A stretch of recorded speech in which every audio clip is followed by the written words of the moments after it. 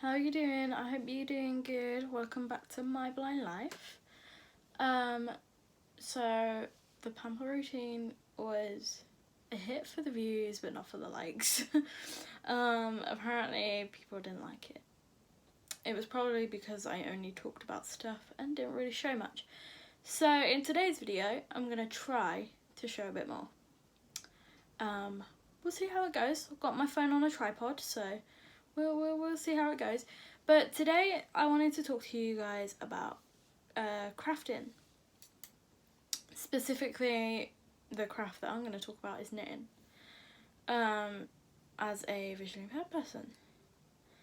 Yes, visually impaired people, or in my case, completely blind with only light perception, can do crafts. Whatever craft they choose. So I have made bracelets in the past, jewelry making and stuff like that. And then I mainly knit, and I'm just learning to crochet, which is going really well actually. I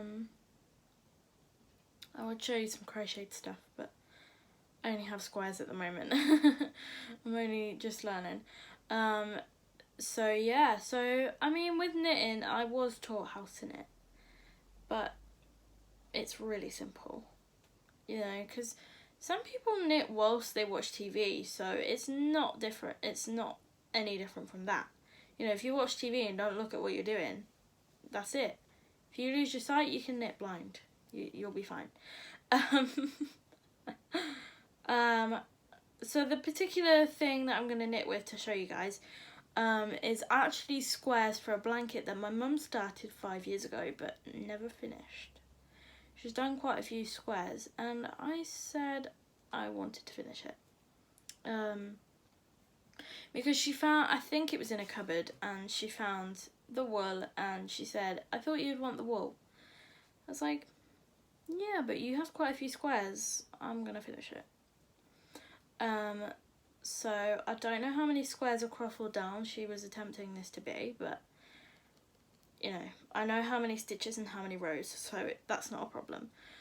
So knitting is actually quite tactile when you think about it, because the different rows are basically ridged, so you just count between those. The stitches, you can feel those. I know I've got 20 stitches in my needle right now. I'm not sure what size needles these are because, there we go, because, hold on, let me see if I can show you. This is probably going to be really bad lighting now, but never mind. Might be able to see that, might not.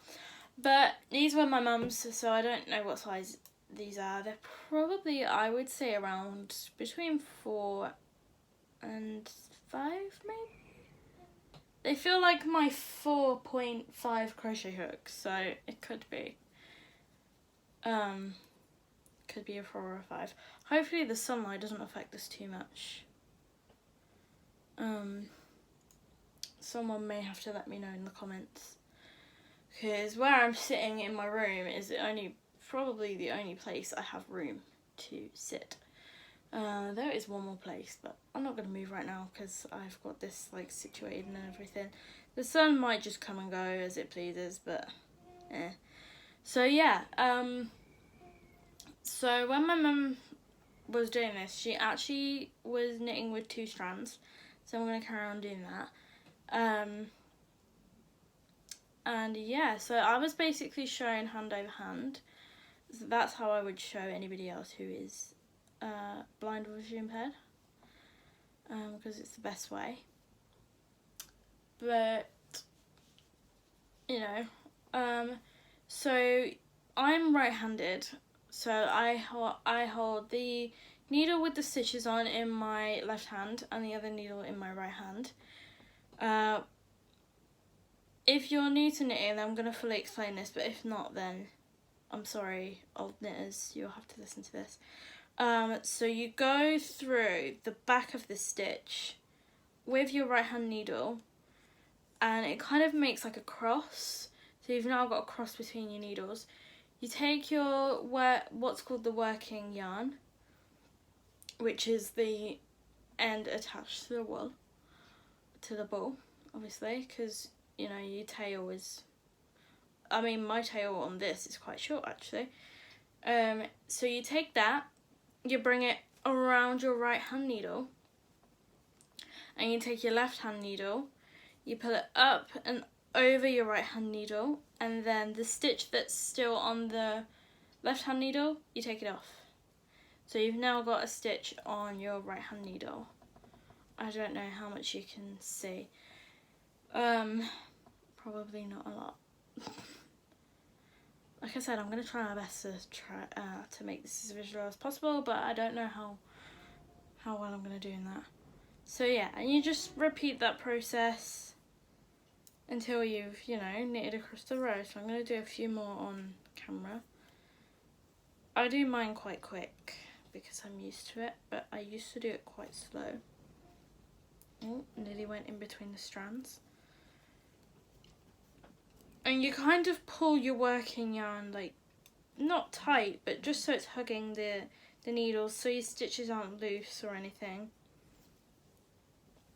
Because if you're making things like toys, you don't really want loose stitches.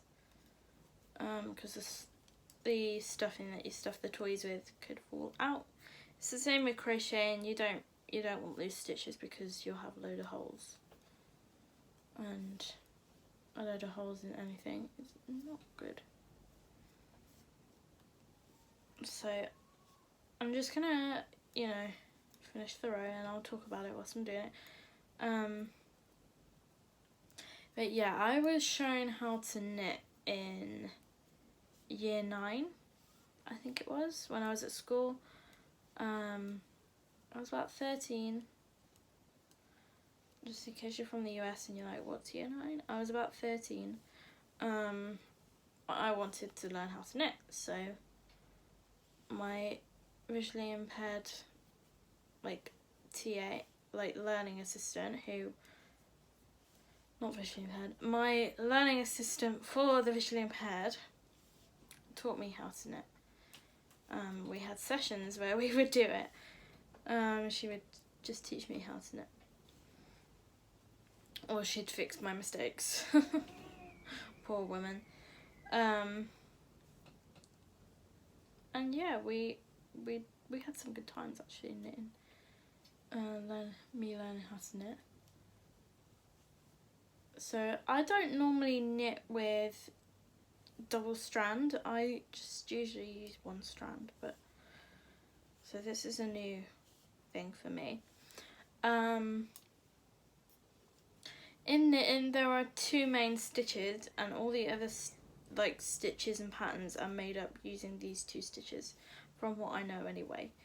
So that's knit stitch and purl stitch, and then other stitches are made up with different amounts of knit or different amounts of purl. And purl is basically backwards from knitting. So instead of going into the back of the stitch with your right hand needle, you kind of come in front of it, and you still get your cross. Oh, hold on, slipping off. I'm not going to do it because in this pattern there's no pearls. But you still, you know, you just come up through your cross and around, and then you pull over, obviously. But like I said, I'm not going to do it because it's not in this pattern. But yeah, most stitches or patterns are made up with 2 stitches, and that's knit stitch and purl stitch. Knit stitch is what I'm doing now. I think if I'm getting this right, this is mainly garter stitch, which is just knit stitch. And then you have stockinette stitch, which is a knit stitch and a purl stitch. So one's a knit, one's a purl, all across the row. Which I'm not going to do because, yeah.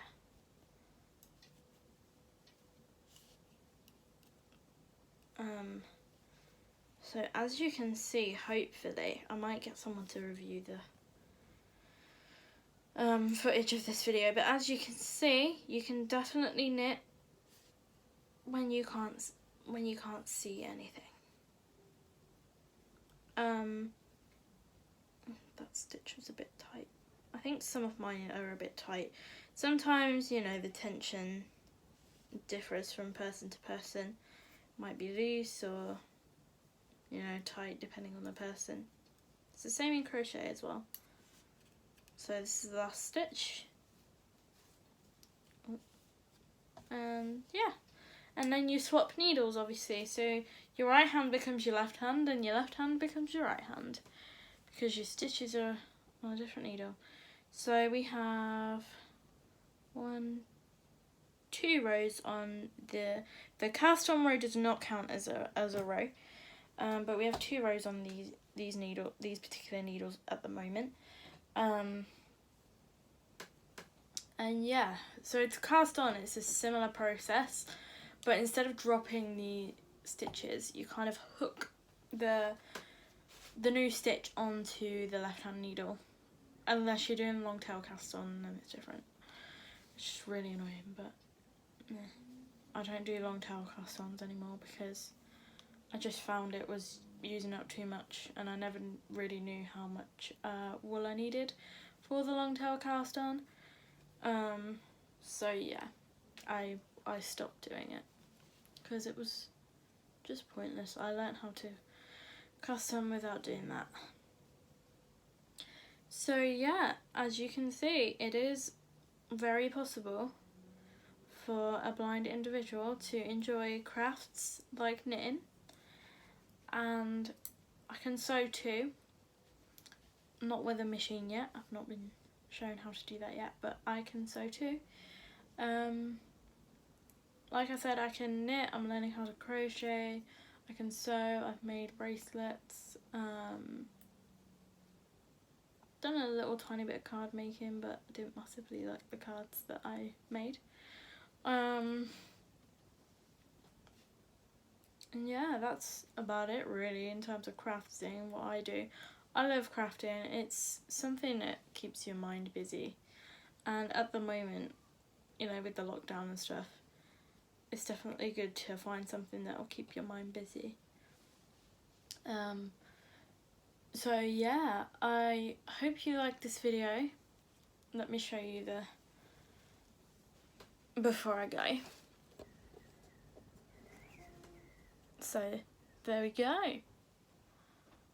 I hope you liked this video. Make sure to like, comment, subscribe, and I'll see you in the next one.